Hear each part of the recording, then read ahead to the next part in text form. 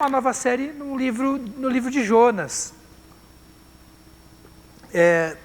Jonas é conhecido como um dos profetas menores, é até meio difícil achar ele lá no Antigo Testamento, porque é um livro bem curtinho, são 4 capítulos, e a gente vai estudar, refletir sobre esse livro que é tão pequenininho, mas tem lições preciosíssimas para a nossa vida. A gente está muito acostumado a conhecer, a gente conhece a história de Jonas basicamente com uma historinha infantil, né? Mas o livro de Jonas está cheio de lições belíssimas para a nossa vida, cheio de camadas, cheio de complexidades.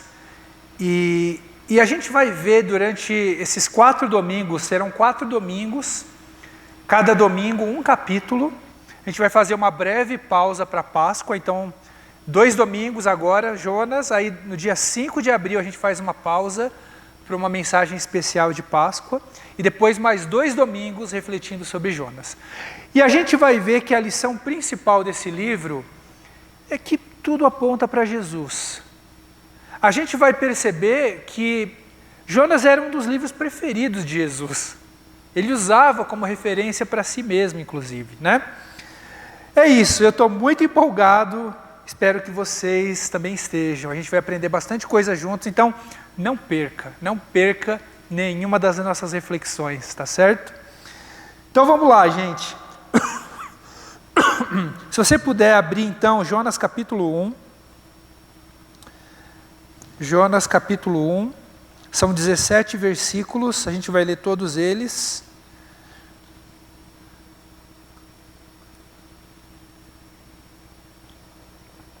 Jonas capítulo 1, diz assim: O Senhor deu esta mensagem a Jonas, filho de Amitai: Apronte-se e vá à grande cidade de Nínive. Anuncie meu julgamento contra ela, pois vi como seu povo é perverso. Jonas se aprontou, mas foi na direção contrária, a fim de fugir do Senhor. Desceu ao porto de Jope, onde encontrou o navio que estava de partida para Tarsis. Comprou a passagem e embarcou para Tarsis, a fim de fugir do Senhor. O Senhor, porém, enviou sobre o mar um vento forte, e caiu uma tempestade tão violenta que o navio estava prestes a se despedaçar. Com muito medo, os marinheiros clamavam a seus deuses para que os socorressem e lançavam a carga ao mar para deixar o navio mais leve. Enquanto isso, Jonas dormia profundamente no porão. Então o capitão desceu para falar com ele. Como pode você dormir numa situação dessas? Disse. Levante-se e ore ao seu Deus. Quem sabe ele prestará atenção em nós e poupará nossa vida. Então a tripulação tirou sortes para ver qual deles havia ofendido os deuses e causado a terrível tempestade. Quando tiraram as sortes, elas indicaram que Jonas era o culpado. Por que essa terrível tempestade veio sobre nós? Perguntaram. Quem é você? Qual é a sua profissão? De onde você vem? Qual é a sua nacionalidade? Jonas respondeu: Sou hebreu e adoro o Senhor, o Deus dos céus que fez o mar e a terra. Os marinheiros ficaram apavorados quando ouviram isso, pois Jonas já havia lhes contado que estava fugindo do Senhor. Por que fez uma coisa dessas? Disseram. E visto que a tempestade piorava cada vez mais, perguntaram-lhe: O que devemos fazer com você para que a tempestade se acalme? Jonas respondeu: Joguem-me ao mar, e ele voltará a ficar calmo. Eu sei que esta terrível tempestade é culpa minha. Em vez disso, os marinheiros remaram com ainda mais força para levar a embarcação à terra, mas não conseguiram, pois o mar tempestuoso havia se tornado muito violento. Então clamaram ao Senhor e disseram: Ó Senhor, não nos deixe morrer por causa deste homem, e não nos responsabilizes pela morte dele. Ó Senhor, Tu sabes os motivos por que enviaste esta tempestade sobre ele. Depois, os marinheiros pegaram Jonas e o lançaram ao mar, e no mesmo instante, a furiosa tempestade se aquietou. Espantados com o grande poder do Senhor, os marinheiros lhe ofereceram um sacrifício e firmaram o compromisso de servi-lo. O Senhor fez que um grande peixe engolisse Jonas, e Jonas ficou dentro do peixe por 3 dias e 3 noites. Esse é o capítulo 1 de Jonas, que a gente vai refletir hoje, tá bem? Vamos orar por um minuto? Senhor, meu Deus e meu Pai, estamos mais uma vez diante da Tua palavra, Senhor. Ó Pai, que o Teu Espírito se manifeste em nossos corações nesta noite, que a Tua palavra produza fruto em nossas vidas. Te peço que o Senhor me ajude na pregação e que a gente saia daqui transformados, ó Deus, prontos para viver aquilo que aprendemos, ó Deus. É o que eu te peço em nome de Jesus. Amém.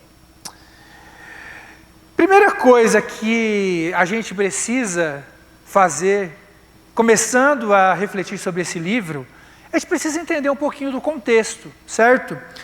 Então vamos lá, a primeira coisa que a gente precisa entender é quem é Jonas e que cidade é essa, Nínive, tá? Então quem é Jonas e quem é Nínive? Em primeiro lugar, Jonas, ele é um profeta que além do livro de Jonas, que a gente acabou de ler já o primeiro capítulo, ele só é citado mais uma única vez no Antigo Testamento.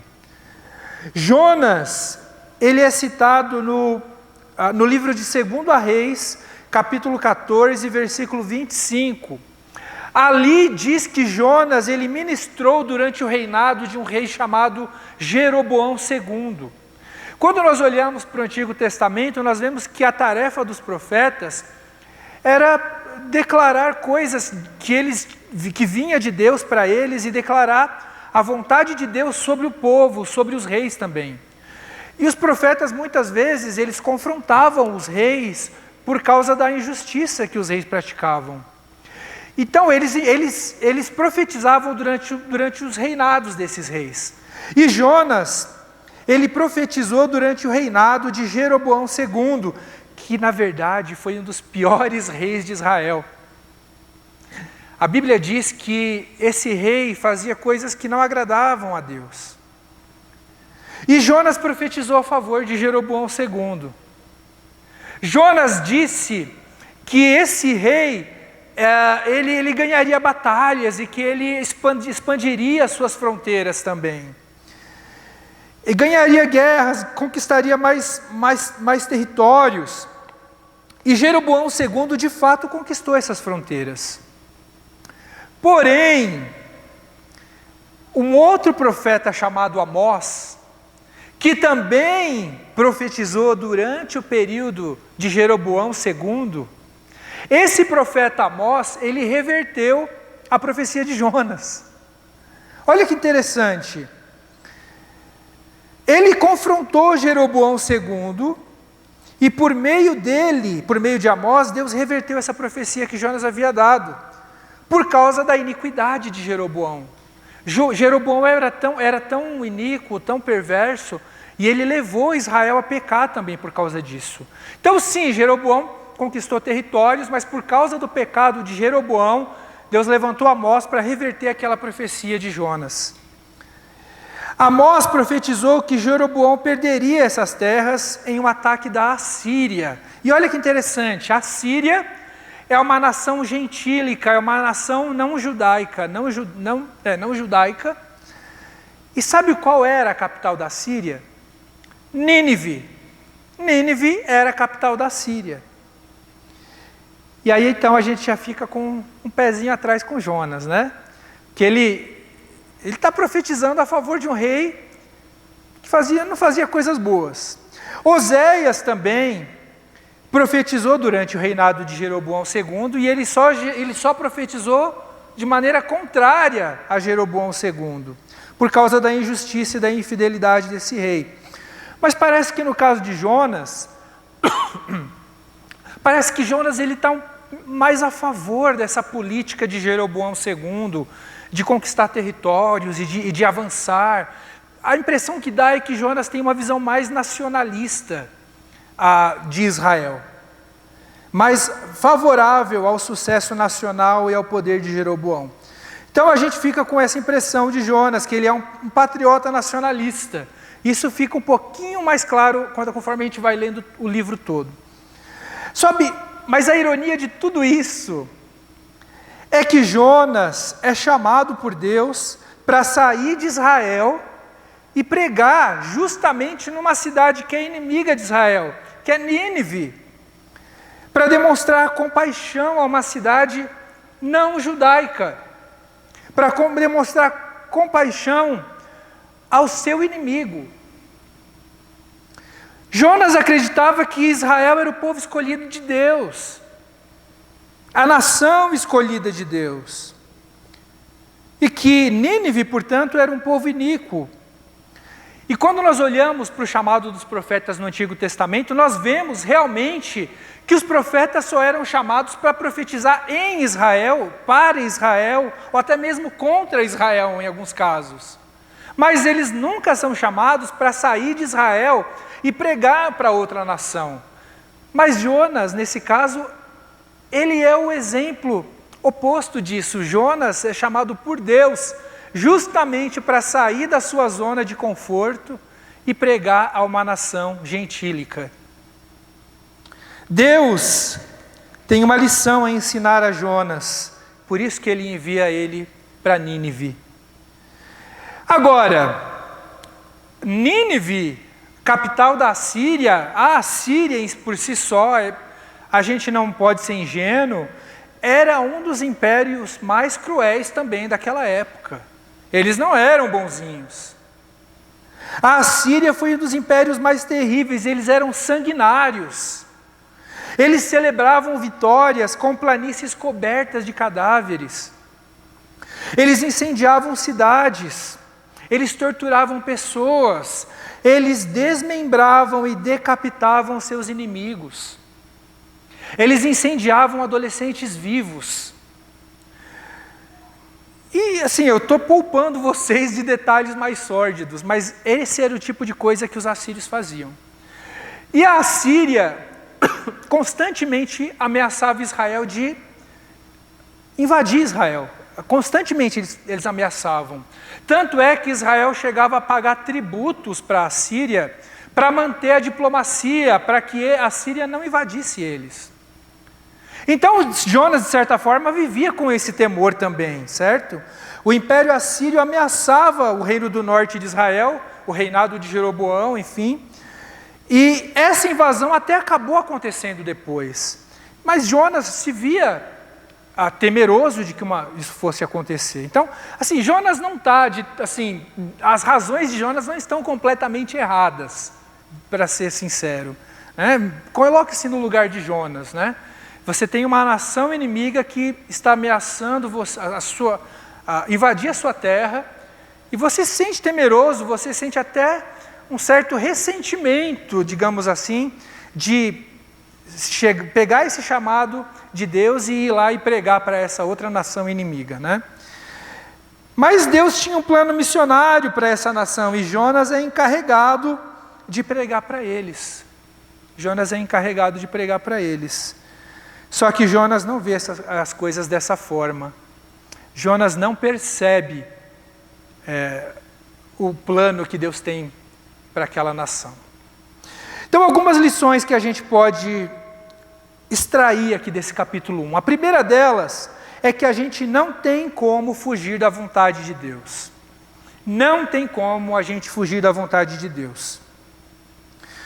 Mesmo que Deus tenha ordenado Jonas pregar para os ninivitas, Jonas achava que ele não tinha boas razões para ir para lá. Primeiro, era uma cidade iníqua realmente, que Deus havia prometido destruir por meio do profeta Naum. Se a gente olha para o livro de Naum, profeta, o livro inteiro de Naum basicamente é uma profecia contra Nínive. Basicamente dizendo que Deus destruiria Nínive. Então Jonas pensaria, por que eu vou pregar para uma cidade que Deus prometeu destruir? E o que é interessante, Nínive de fato foi destruída, mas não na época de Jonas. Jonas pregou para aquela cidade e aquela geração se arrependeu. Então Deus não destruiu Nínive, mas a geração seguinte se corrompeu de novo, e aí veio o juízo de Deus sobre Nínive. Mas Jonas não via, a visão de Jonas era limitada. E segundo lugar, Jonas temia pela sua própria vida também, né? Imagina, um profeta de Israel chegar numa cidade inimiga e ir lá pregar contra eles. Ele podia ser morto, talvez ele pensasse dessa forma. Então, imagine, Jonas chegando lá e pregando contra eles, ele podia ser morto.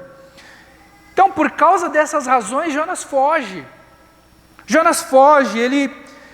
Nínive ficava a leste e ele foge para o extremo oeste.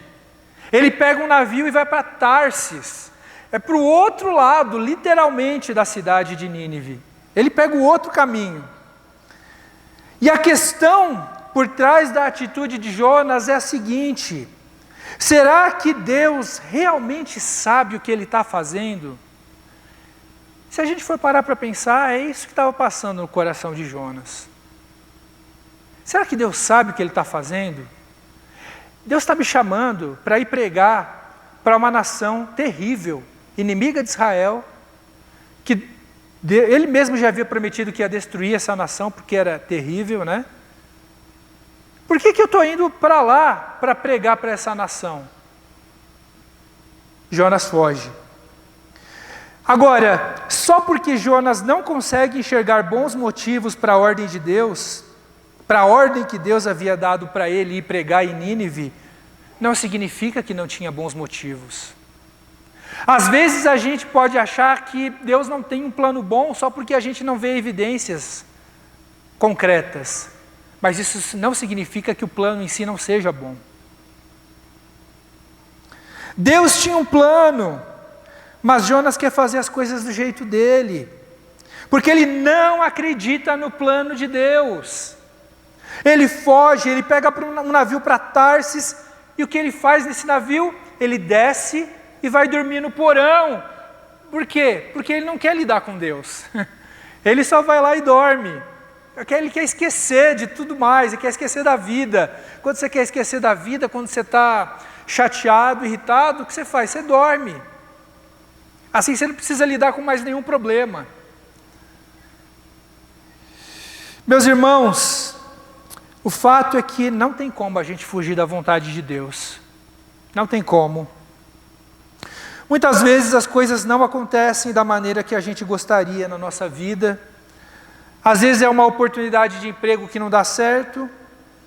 Pode ser às vezes um relacionamento amoroso que termina de uma maneira inesperada. Pode ser um diagnóstico médico ruim.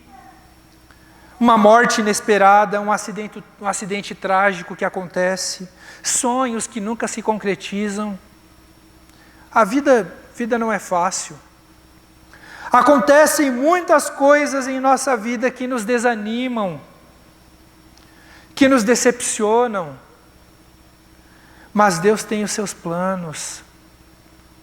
Ele sabe o que é melhor para nós, e só porque a gente não vê uma evidência concreta, não significa que o plano dele não seja bom. A gente não consegue compreender isso porque nós enxergamos de maneira limitada, e porque as coisas às vezes demoram para acontecer. Muitas vezes a gente foge de Deus porque não temos mais paciência para esperar, ou porque achamos que o nosso plano é melhor do que o de Deus. A gente não consegue enxergar o quadro maior. Aí o que a gente faz? A gente pega um atalho. A gente tenta dar um jeitinho na situação. Mas aí o que acontece? Aí Deus envia um peixe. Deus envia um peixe para nos pegar e nos colocar na rota certa novamente. Ele sempre vai fazer isso porque Ele nos ama, assim como Ele amava Jonas também. Deus tem um plano para as nossas vidas e a vontade dEle vai se cumprir, não importa o que aconteça. Isso é assustador, sim, mas também é maravilhoso. Porque nós temos uma segurança de que o nosso Pai cuida de nós. Esse tema de como a gente se relaciona com a vontade de Deus me faz lembrar de um livro. Agora que eu virei pai, eu leio muitos livros infantis, né? E um dos livros que eu leio muito com a Emily e a Carrie também, são os livros do Dr. Seuss, né? Se você é pai, ou se você gosta de livros infantis, talvez, você vai saber do que eu estou falando. Tem um livro do Dr. Seuss que se chama Green Eggs and Ham. Green Eggs and Ham.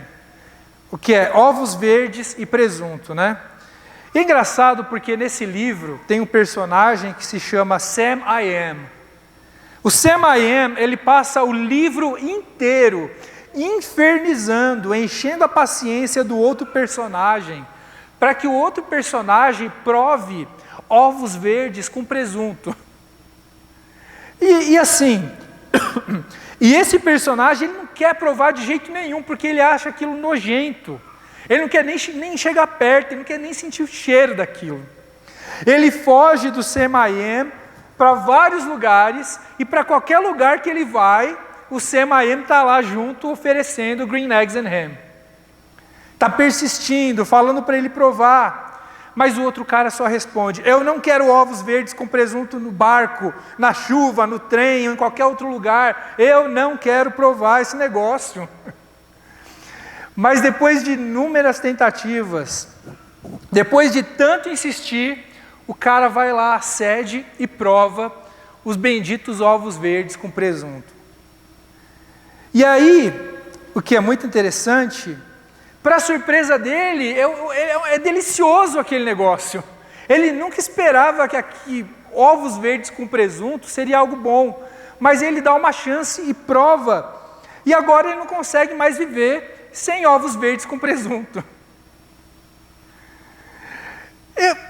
Guardadas as devidas proporções, naturalmente, a vontade de Deus muitas vezes pode parecer desagradável, como Green Eggs and Ham. Pode parecer ruim, mas Deus é insistente. Deus é insistente, e depois que nós experimentamos a sua vontade, nós nunca mais somos os mesmos. Porque a vontade dele é boa, perfeita e agradável. Aos nossos olhos, pode não parecer, pode ser algo ruim, pode ser algo nojento, pode ser algo que a gente não quer nem chegar perto. Como Jonas estava pensando. Eu não quero nem chegar perto de Nínive, eu não quero nem passar perto daquela cidade. Mas a vontade de Deus é boa, perfeita e agradável. E ela transforma as nossas vidas. Segunda lição: nós precisamos praticar aquilo que nós cremos sobre Deus. Nós precisamos praticar aquilo que nós cremos sobre Deus. Veja, uma tempestade atinge o navio e os marinheiros, eles ficam apavorados. E aí eles descobrem que o culpado é Jonas. Jonas é o culpado por aquela tempestade. E eles perguntam para Jonas quem ele é, para saber qual Deus estava irado com eles. E qual que é a resposta de Jonas? Versículo 9. Sou hebreu e adoro o Senhor, o Deus dos céus, que fez o mar e a terra. Essa declaração de Jonas é muito interessante. Em primeiro lugar, ela é inspirada no Salmo 95. Salmo 95, versículos 3 e 5 diz assim. Aliás, começando no versículo 1. Venham, vamos cantar ao Senhor, vamos aclamar a rocha da nossa salvação. Aí versículos 3 a 5. Pois o Senhor é o grande Deus, o grande Rei acima de todos os deuses. Em suas mãos estão as profundezas da terra. A Ele pertencem os mais altos montes. O mar é dele, pois Ele o criou. Suas mãos formaram a terra firme. Jonas está se baseando... Jonas dá uma resposta àqueles marinheiros baseando-se no Salmo 95. Olha que interessante isso. Jonas, ele não quer fazer a vontade de Deus, mas mesmo assim, ele cita a Bíblia e enche a boca para falar de Deus. Isso é muito irônico, sabe por quê?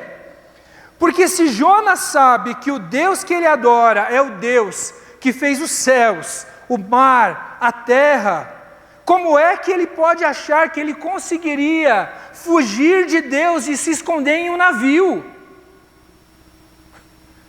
É muito irônico. É até engraçado. E o autor do livro de Jonas quer mostrar para a gente. O livro de Jonas é cheio de senso de humor, na verdade. E a gente vai perceber isso nas nossas reflexões. O autor do livro de Jonas quer expor as contradições do profeta. E esse aqui é um exemplo disso.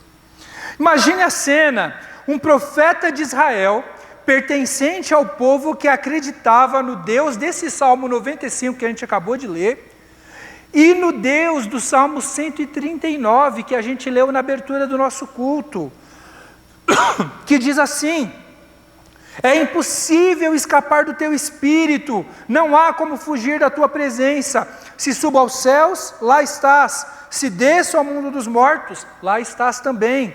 Se eu tomar as asas do amanhecer, se habitar do outro lado do oceano, mesmo ali a tua mão me guiará e a tua força me sustentará. Eu poderia pedir a escuridão que me escondesse e a luz ao meu redor que se tornasse noite, mas nem mesmo na escuridão posso me esconder de ti.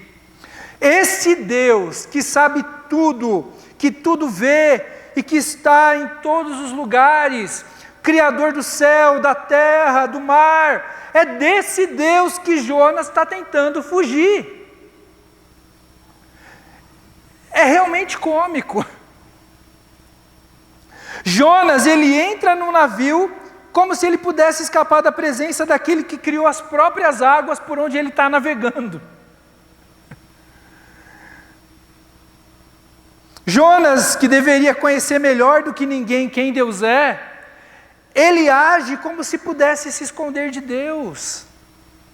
O que a gente tem aqui é uma história que faz a gente rir. Basicamente isso.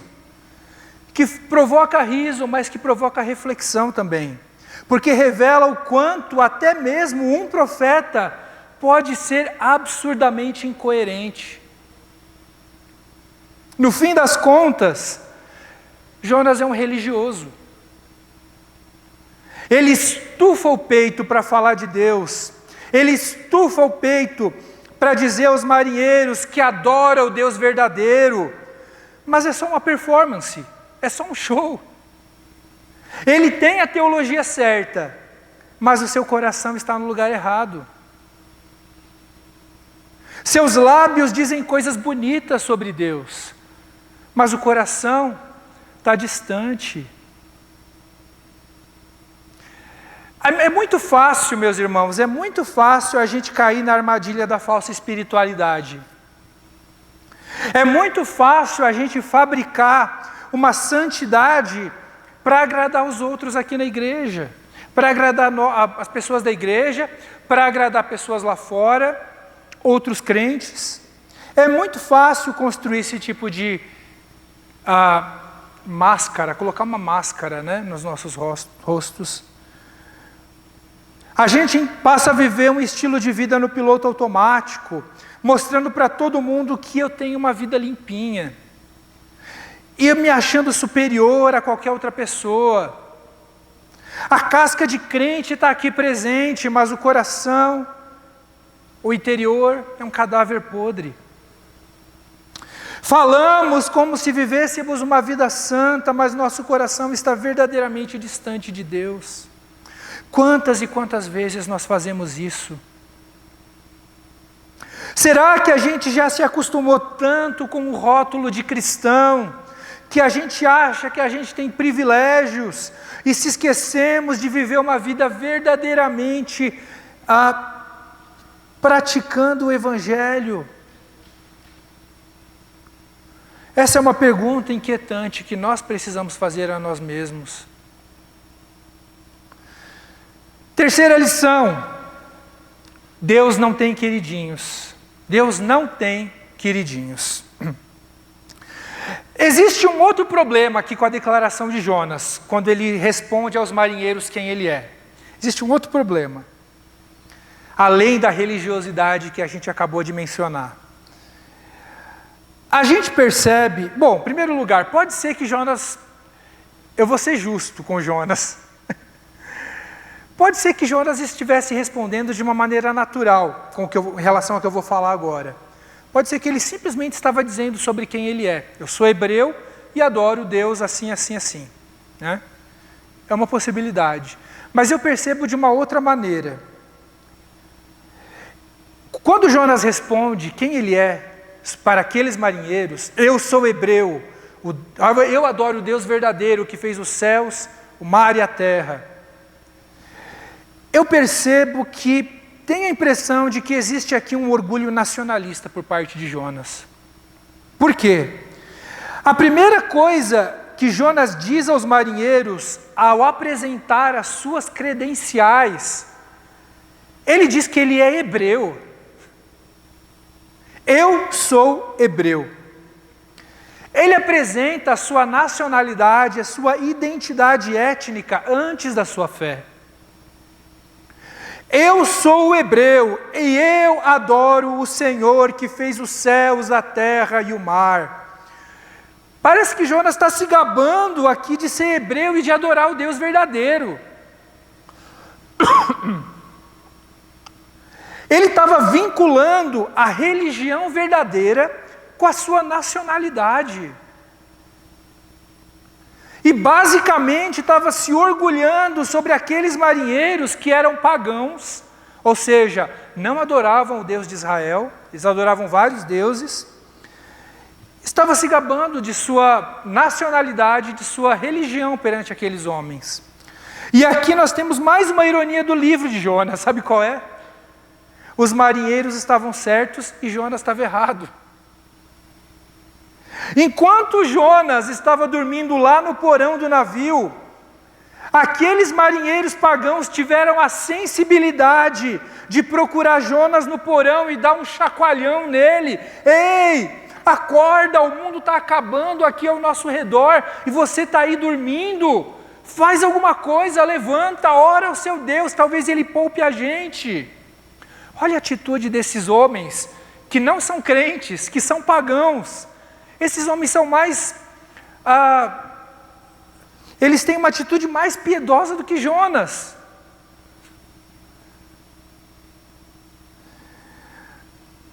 Meus irmãos, a lição que a gente pode tirar daqui, sabe qual é?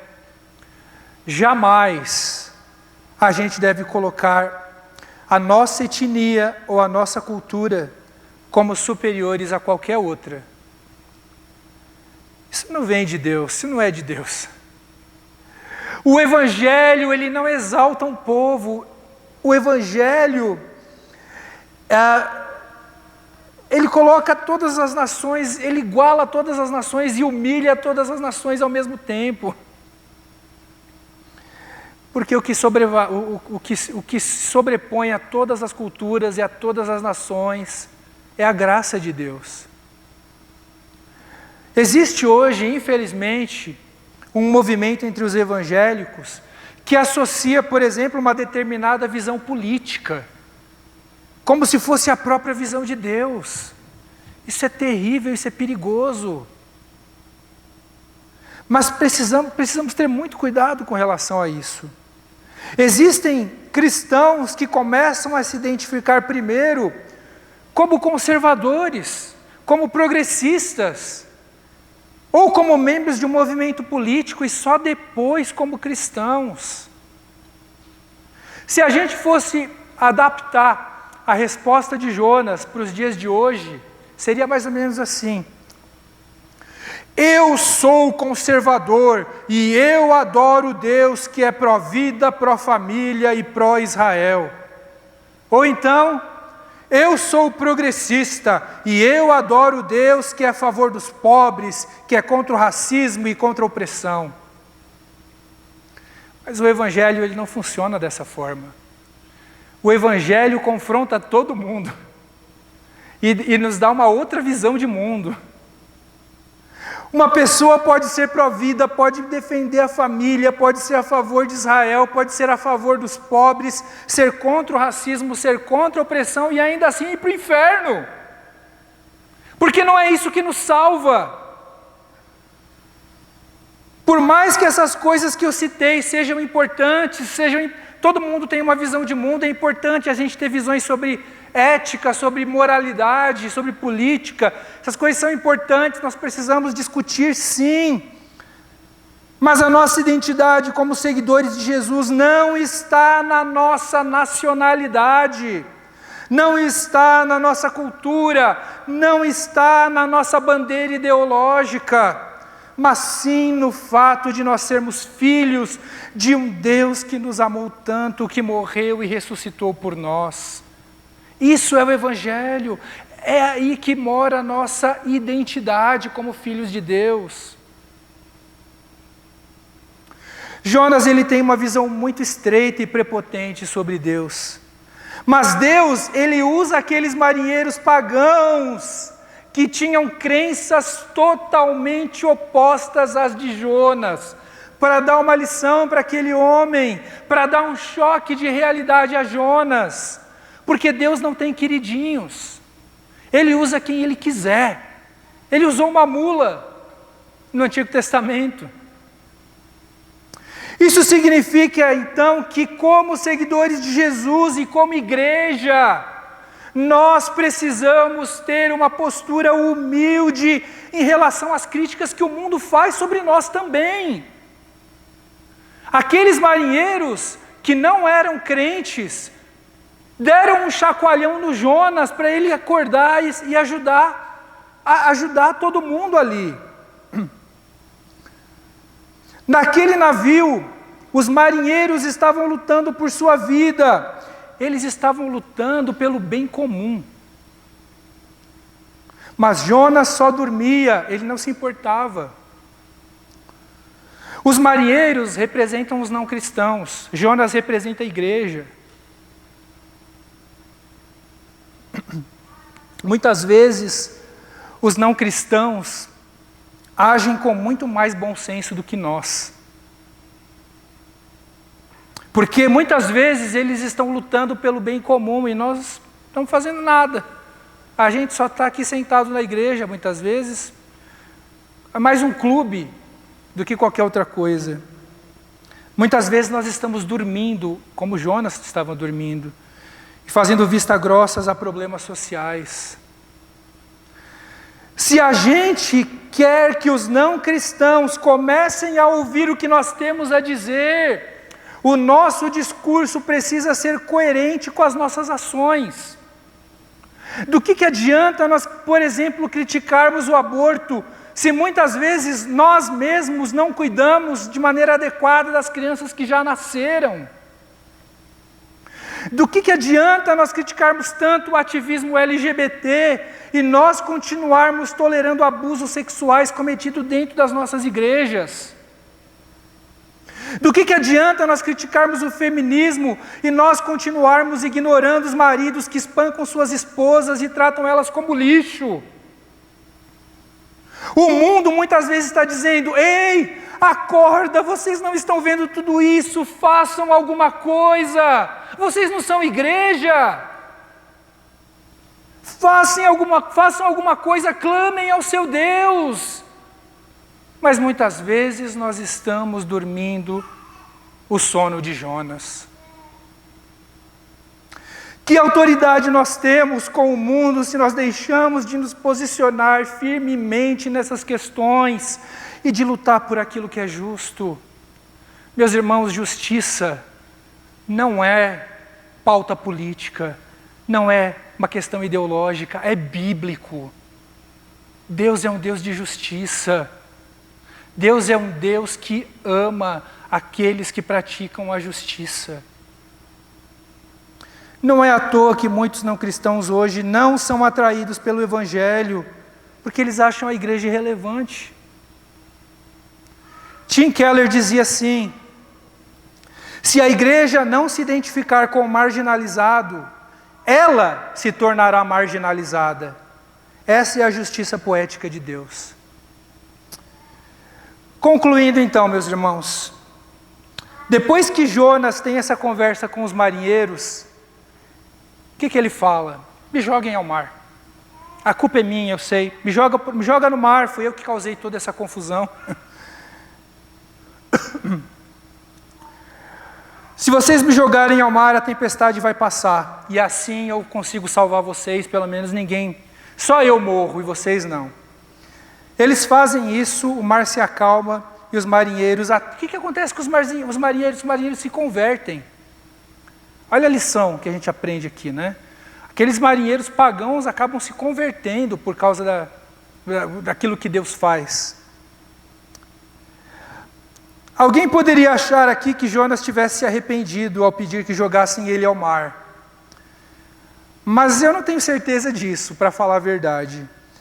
Eu acho que Deus ainda está trabalhando no coração dele, e a gente vê isso acontecendo ao longo do livro de Jonas. Ainda tem muita coisa para acontecer, o coração de Jonas ainda não está arrependido. Na verdade, a gente nem sabe direito o final da história de Jonas, esse que é o detalhe. Mas Deus está trabalhando no coração dele. Porém, Jonas sente pena sim, acredito, daqueles marinheiros terem que morrer por ele. Então ele está disposto a enfrentar a ira das ondas, para que aqueles marinheiros não morram. Embora Jonas ele tenha um coração peludo, um coração duro, um coração pecaminoso, e por mais que ele tenha sido lançado ao mar por culpa do próprio pecado dele, esse ato de Jonas, eu acredito que revela algo sobre o amor sacrificial. Por mais que Jonas tenha sido egoísta aqui, esse ato ele espelha de uma maneira muito interessante e inesperada o amor do nosso Senhor Jesus Cristo. Jesus se entregou em sacrifício na cruz para que nós não precisássemos morrer no lugar dele. E não sou eu que estou dizendo isso, o próprio Jesus faz essa comparação. Em Mateus 12, Jesus diz aos fariseus que ele era maior do que Jonas. Ele está sempre fazendo essa citação sobre Jonas, né? E Jesus era maior do que Jonas, porque ele não morreu pelos outros por uma situação criada por seu próprio pecado. Jonas foi lançado ao mar por conta do seu próprio pecado, por causa do seu egoísmo, né? Mas Jesus, ele morreu e poupou a vida de muitos, porque ele é o próprio Deus, e por isso ele é maior do que Jonas. E por isso mesmo também que ele não ficou preso na terra, ele ressuscitou dos mortos no terceiro dia. Jonas ficou lá naquele porão do navio, dormindo, no meio daquela tempestade.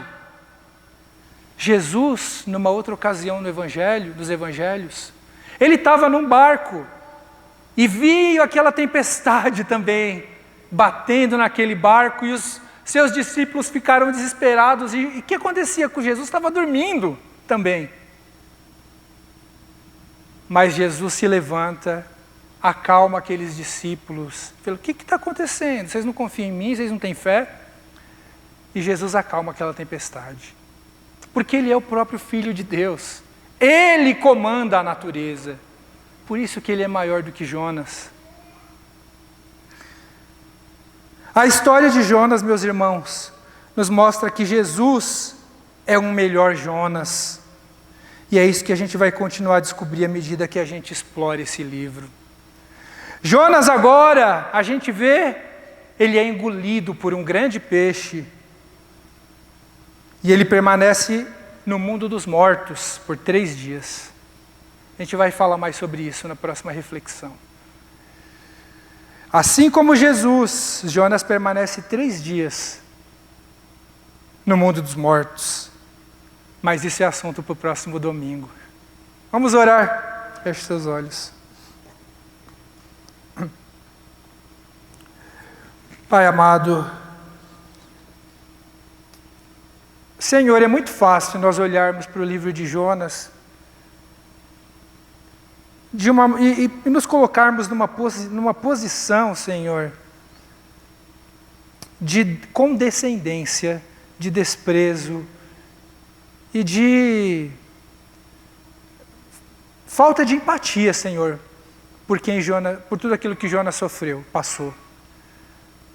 Mas a gente precisa entender, Senhor, que nós também somos esse homem, nós também somos esse profeta, Pai, porque o nosso coração é pecaminoso, porque o nosso coração, Senhor, é mimado, porque nós não confiamos nos Teus planos, muitas vezes queremos fugir, reclamamos, queremos nos esconder do Senhor, Pai.